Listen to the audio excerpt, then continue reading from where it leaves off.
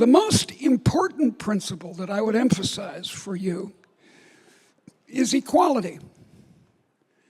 Now, usually our friends on the left are the ones who claim the equality word. Either think of a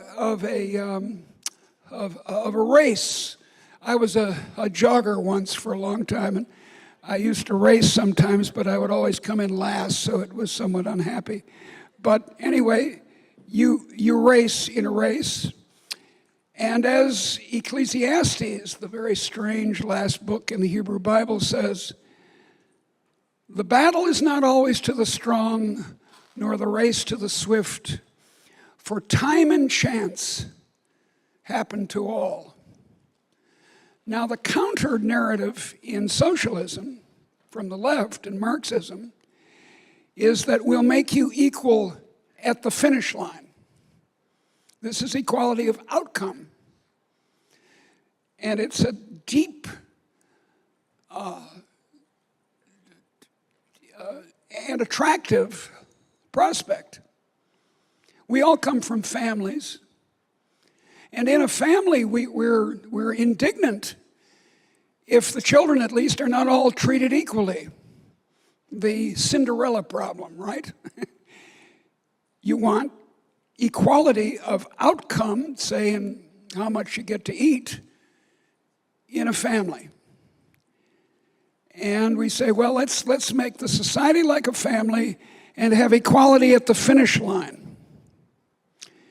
A more common version of this is equality of opportunity. For a long time, I, like all other sort of nice people who want other people to prosper, believed that we should try to achieve equality of opportunity. But the trouble is that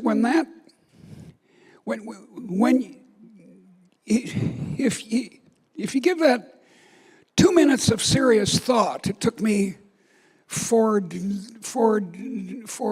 decades to actually do the 2 minutes, but if you give it 2 minutes of serious thought, you see that equality of opportunity is unattainable.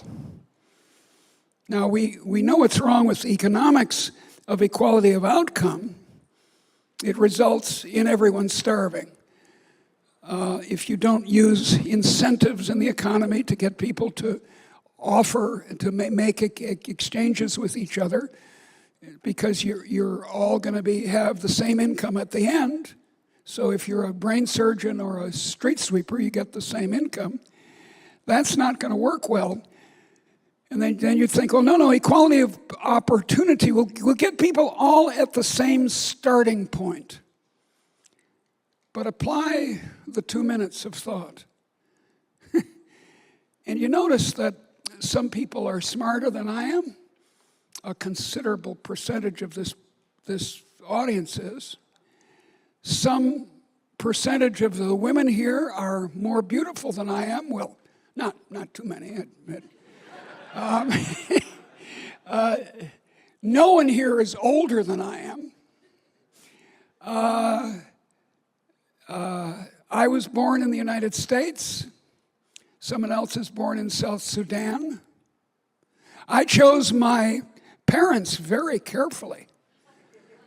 I deserve tremendous credit, I think, don't you? That I should get higher income than most of you because I chose a father who was a Harvard professor and a mother who was an opera singer. Now you can see that that's much better than your parents. So I should earn more than you do. But the point of the joke is that you can't achieve equality of opportunity. There's no amount of monetary compensation that can make it equal starting line for someone born in South Sudan and someone born in Chicago. It's impractical. You can't do it. Now look, I'm not against financing, having you and me taxed to pay for poor people to go to elementary school. I'm willing to do that, and I'm willing to make some gestures in this way of equal opportunity, certainly equal opportunity between men and women, but again, that too can't be achieved, as my student Claudia Golden, who just got the Nobel Prize in economics, says, entirely, because we're different. And that, dears, as you know, and many of your colleagues don't know, is a good thing. When people talk about diversity, they sometimes mean only black, white, or something simple like that. But actually, diversity really is a good thing. As an economist, diversity is the basis for trade. As an intellectual, as a writer, diversity is the basis for conversation. In a marriage, diversity is a basis for love. So there's nothing wrong with us being different.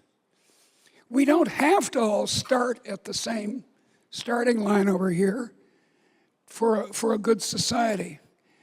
So what do I mean when I say that the core of liberalism is equality? I mean equality of permission.